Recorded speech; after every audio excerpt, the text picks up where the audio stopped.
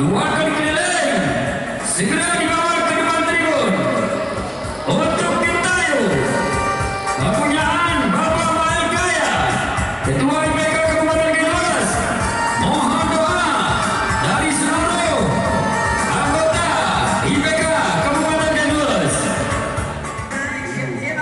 Hati-hati. Hati-hati. Hati-hati. Jangan dibawa. Nanti sesuk atau bergerak tentu. Impak gua Belum kau kok sini. Iya.